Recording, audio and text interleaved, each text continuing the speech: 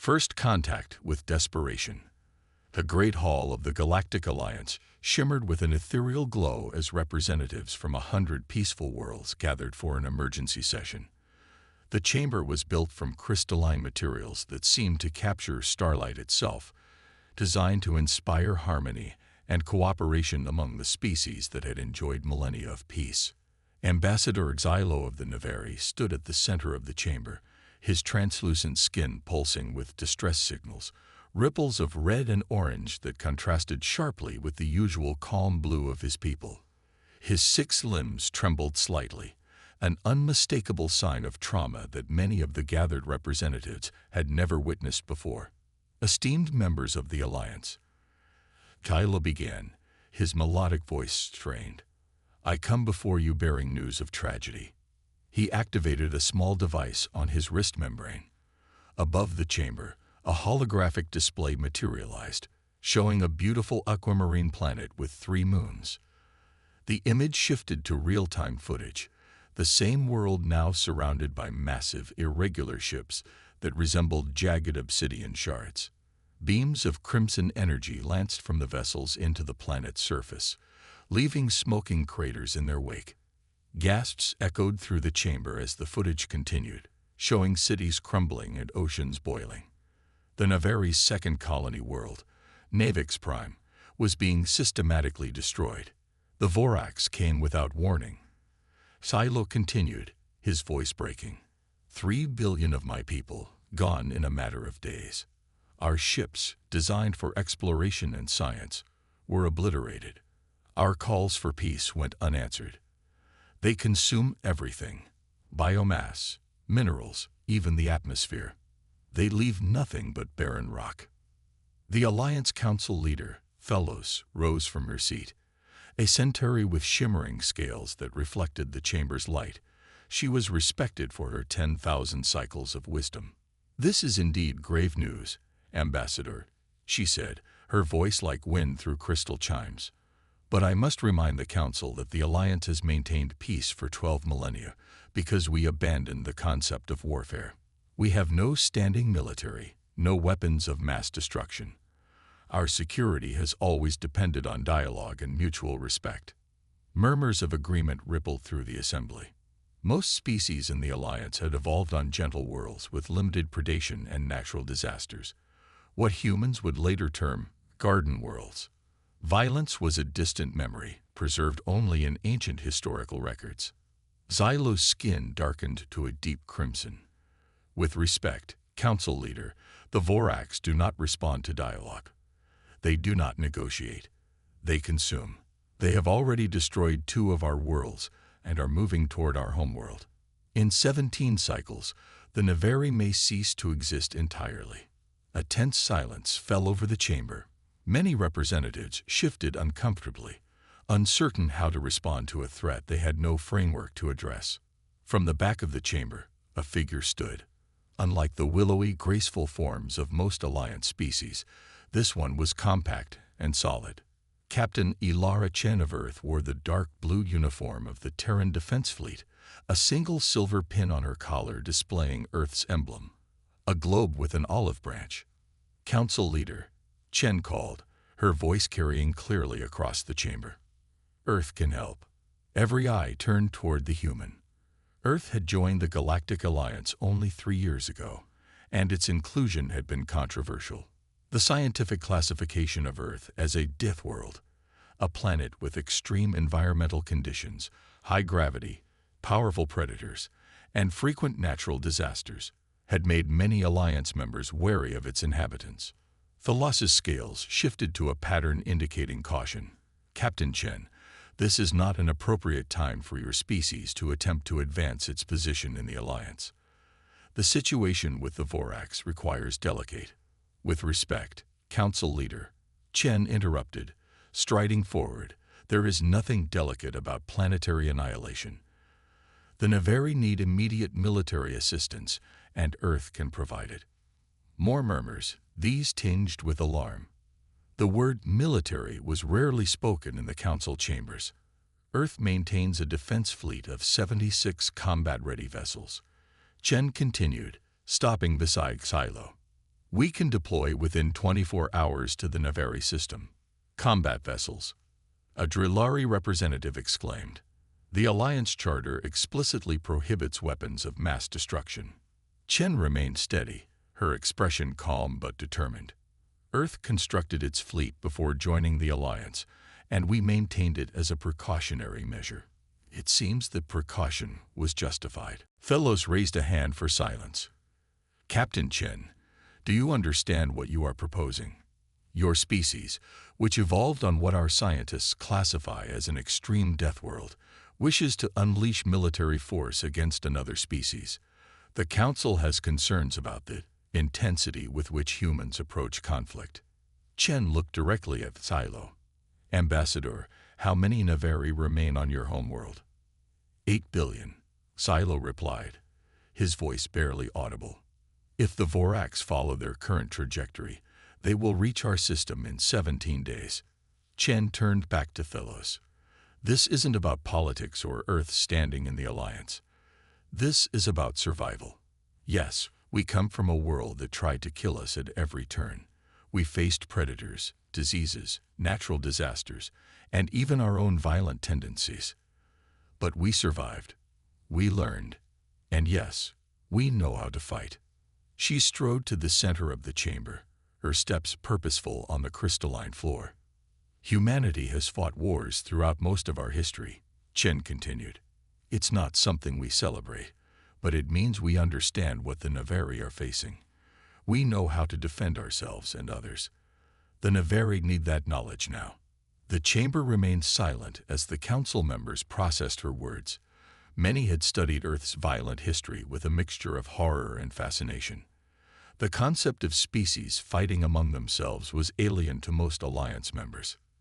If we allow this, Thelos said slowly, her scales shifting to a deep blue of contemplation, there must be conditions, strict oversight, and when the crisis is resolved, your fleet must return to Earth space immediately.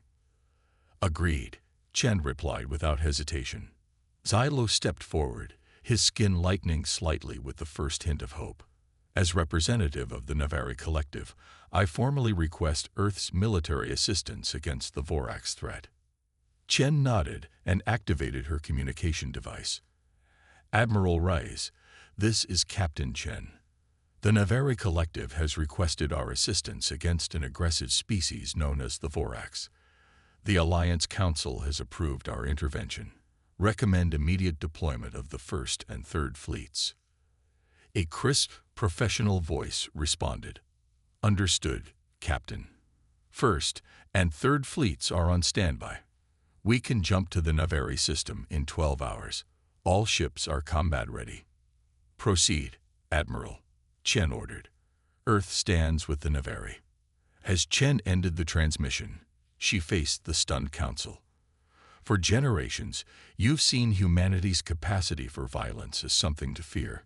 Today, that same capacity may save billions of lives. The Deathworlders are coming, but this time, we're coming to help. Admiral Sophia Rice stood on the bridge of the TDF Intrepid, Earth's flagship, and the pride of the First Fleet. At just over 40, Rice had already established herself as one of Earth's most brilliant tactical minds, with piercing dark eyes that missed nothing and close-cropped silver hair that belied her relatively young age. Through the bridge viewport, she could see the swirling colors of hyperspace as the combined 1st and 3rd Fleets, 76 warships in total, hurled toward the Navari system. Each vessel carried the best of Earth's military technology, particle beam weapons, kinetic strike capabilities, quantum shielding, and thousands of trained personnel. Admiral, called Commander Jackson Wei, her executive officer. We'll exit hyperspace in 30 minutes. All ships report combat ready. Rice nodded, studying the tactical display showing the Vorax fleet's last known position. Status of the Vorax. Intelligence from Navari scouts indicates 47 Vorax vessels surrounding their homeworld, Wei reported. They've already begun atmospheric extraction on the outer moon. Reyes's expression remained impassive, but her eyes hardened. Remind all captains, this isn't just about winning a battle. We're representing Earth to the galaxy. Our primary objective is to protect the Navari. Our secondary objective is to neutralize the Vorax threat. Yes, Admiral, Wei responded. Lieutenant Commander Aisha Okafor, the Chief Science Officer, approached with a tablet. Admiral, we've compiled our analysis of the Vorax ships based on Navari data. Their vessels appear to be partially organic, with a silicon-based exterior shell protecting softer internal structures. They're vulnerable at junction points where the shell segments meet. Rice studied the images, targeting data to all ships. I want precision strikes at those junction points. We don't know what we're dealing with yet, so we start surgical and escalate if necessary. The Navari ambassador is requesting to come to the bridge. We noted. Granted, Rice replied. He should see this. When Ambassador Xylo entered the bridge moments later, he stopped in momentary shock. Unlike the ceremonial spaces of the Alliance Council, the Intrepid's bridge was clearly designed for warfare. Crew members worked efficiently at weapon stations, tactical displays showed targeting solutions, and armored marines stood at attention. Ambassador Xylo, Rice greeted him formally. Welcome aboard the Intrepid. Xylo moved forward cautiously, his translucent skin shifting through patterns of awe and apprehension. Admiral Rice, your vessel. It was built solely for combat. For defense, Rice corrected gently.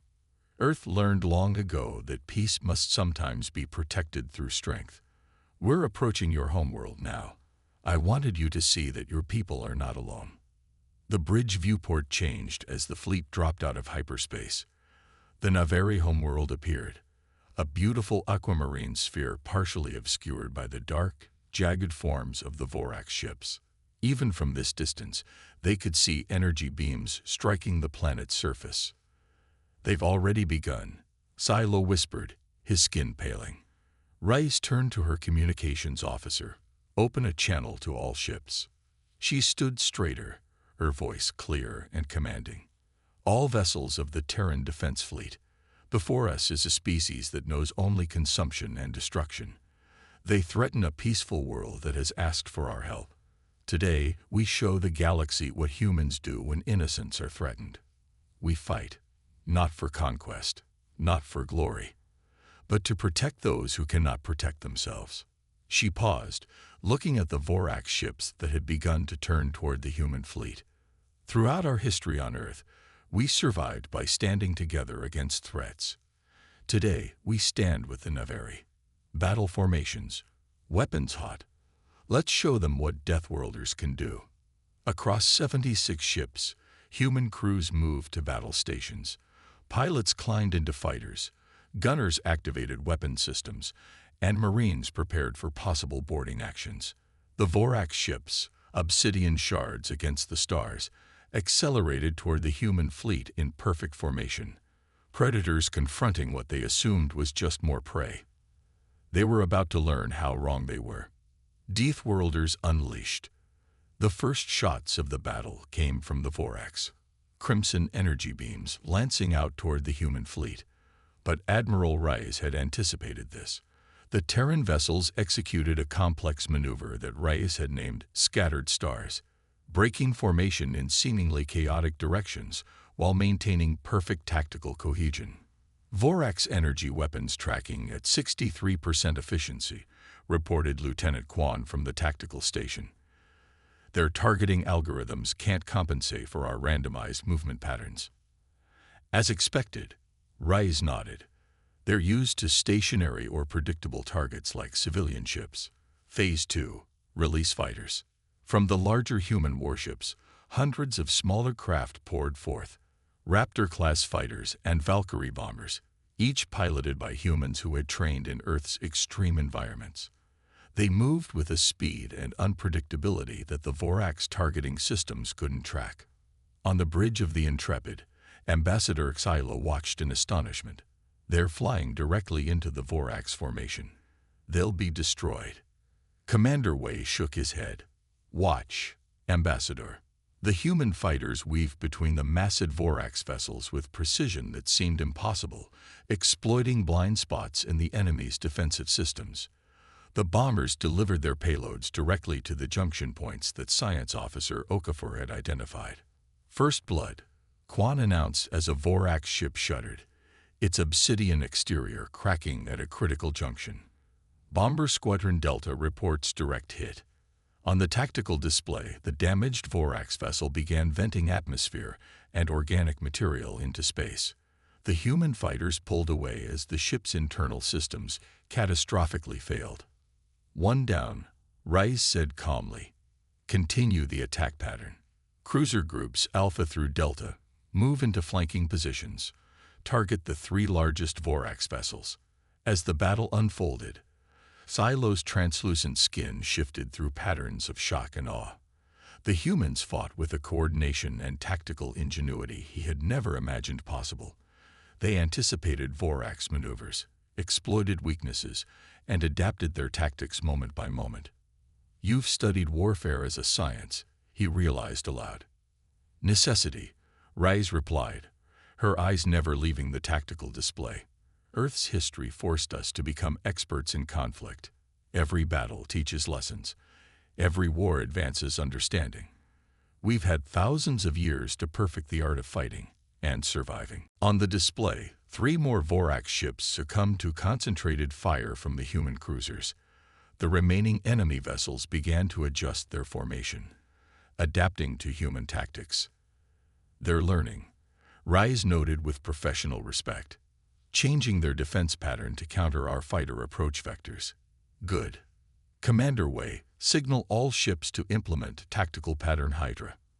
Across the fleet, human vessels changed their approach, splitting into smaller battle groups that attacked from multiple vectors simultaneously. The Vorax, attempting to adapt to one threat, found themselves vulnerable to others. Admiral, called Lieutenant Commander Okafor from her science station. I'm detecting unusual energy readings from the largest Vorax vessel. It appears to be some kind of command ship. Rice studied the readings. It's coordinating the others. Target that vessel with everything we have. The Intrepid and 3 other heavy cruisers moved into position, their main batteries charging. The command ship, sensing the threat, retreated behind a screen of smaller vessels. They're protecting it, Rise observed. It's valuable. Lieutenant Rodriguez, prepare a precision jump. Navigator Rodriguez looked up in surprise. A combat jump, Admiral. At this range. Exactly at this range, Rise confirmed. Calculate jump coordinates to place us directly behind the command ship. We'll have 8 seconds before their point defenses can rotate. Rodriguez worked quickly at his console. Coordinates locked. Jump capacitors charging. Xylo's skin paled to near transparency. What are you doing? You can't execute a hyperspace jump this close to other vessels. The calculations would take. Done, Rodriguez announced.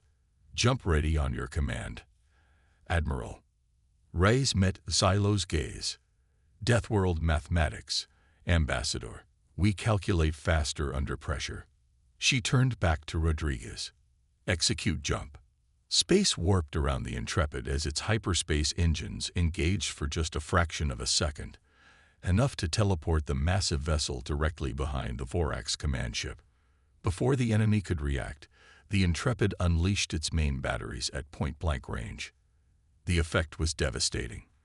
The Vorax command ship's outer shell cracked open, exposing its vulnerable interior to vacuum. Secondary explosions rippled through its structure as its internal systems failed catastrophically. Direct hit, Quan reported. Vorax command ship is breaking up. The effect on the remaining Vorax vessels was immediate and stunning. Their perfect coordination faltered. Some ships began firing randomly, others ceased fire entirely, and a few collided with each other as their formation collapsed. They share a central intelligence, Okafor realized. With the command ship destroyed, they've lost their coordinating node. Reyes nodded. All ships pressed the advantage. Target remaining Vorax vessels. No survivors. The battle's outcome was no longer in doubt. The remaining Vorax ships, bereft of central coordination, were systematically destroyed by the human fleet. Those that attempted to flee were pursued and eliminated. 3 hours after the first shot was fired, Admiral Rice made a final survey of the battlefield. Debris from Vorax vessels drifted through space. 17 human ships had sustained damage, 3 seriously, but none had been destroyed. Secure from general quarters, Rice ordered. Begin recovery operations for damaged vessels. Medical teams to assist any injured, and prepare landing craft. There may be survivors on the planet's surface. Tavilo approached her, his skin now glowing with a warm golden light, the Navari expression of profound gratitude. Admiral Rice, you've saved my world, my species. I don't know how we can ever repay this debt. Rice shook her head. There is no debt, Ambassador. This is what neighbors do. They help each other. I must contact the Alliance Council. Tylo said. They should see what happened here. They should understand what humans truly are. 3 days later, Captain Ilara Chen once again stood before the Galactic Alliance Council. This time, however, the chamber was filled not with suspicion, but with a new emotion, respect tinged with awe. Council leader Thelos addressed the assembly. We have reviewed the records of the battle at the Navari homeworld. The Terran Defense Fleet destroyed 47 Vorax vessels without a single ship lost. 8 billion Navari lives were saved. Chen stood at attention, her uniform crisp despite the exhaustion of the past days. Admiral Rice and her crews did what they were trained to do, Council leader. They protected those who needed protection. Ambassador Xylo stepped forward, his skin radiating golden light. The Council has long viewed humans as dangerous because they evolved on a death world. What we fail to understand is that this same evolution created beings of extraordinary courage and capability. He turned to face the assembled representatives. I have witnessed humans risking their lives to save Navari they had never met. I have seen their ships place themselves between Vorax beams and civilian evacuation vessels. I have watched their medical teams work without rest to save injured Navari. Thalas's scales shifted to a pattern that few in the chamber had ever seen, one indicating profound reconsideration. Perhaps we have misunderstood Earth and its people. What we saw as a liability, their evolution on a dangerous world, may in fact be the Alliance's greatest asset. Chen spoke carefully. Humans don't seek war, Council leader. We've learned its cost too well. But we are prepared to fight when necessary, to protect ourselves and others. And that readiness, Thelos acknowledged, saved the Navari from extinction. She rose to her full height, her scales shimmering. I propose a restructuring of the Alliance's defense protocols. Earth's methods have proven effective against threats our peaceful approach cannot address. With the Council's approval, I suggest creating a joint defense initiative under shared leadership. Murmurs of agreement spread through the chamber, a stark contrast to the alarm Chen's proposal had initially caused. Captain Chen, Thelos continued, would Earth be willing to share its defensive knowledge with the Alliance? Not to create armies of conquest, but to establish a force dedicated solely to the protection of Alliance worlds. Chen smiled slightly. I believe my government would be amenable to such an arrangement, Council leader. Earth joined the Alliance seeking peaceful cooperation. Shared defense is a natural extension of that cooperation. As the Council session concluded, Chen found herself surrounded by representatives who had previously kept their distance. Many expressed gratitude. Others asked about Earth's military traditions. A few even inquired about visiting the death world that had produced such formidable allies. Ambassador Xylo approached last, extending all 6 of his limbs in the Navari gesture of profound respect. When we sent that desperate call for help, we never imagined the response it would bring. The Deathworlders came, and they saved us all. Chen clasped one of his extended limbs gently. That's the thing about evolving on a death world, Ambassador. It teaches you the most important lesson of all. Survival depends not on individual strength, but on standing together against the darkness. Outside the Council chamber, news of Earth's victory spread throughout the galaxy. The peaceful species of the Alliance viewed humans with new eyes, not as dangerous primitives to be feared, but as guardians who had mastered the art of survival against impossible odds. The Deathworlders had shown what they could do in battle. Now they would teach the galaxy what they had learned through millennia of struggle on Earth. That strength without compassion is meaningless, that power is best used in service to others, and that the harshest crucible often forges the strongest alliances. For the first time in 12,000 years, the Galactic Alliance began to prepare for the possibility of facing threats that could not be resolved through dialogue alone. And at their side stood the humans, the Deathworlders who had answered a desperate call with the full might of their battle-hardened fleet and the unbreakable resolve of those who had stared into the abyss of extinction and refused to blink.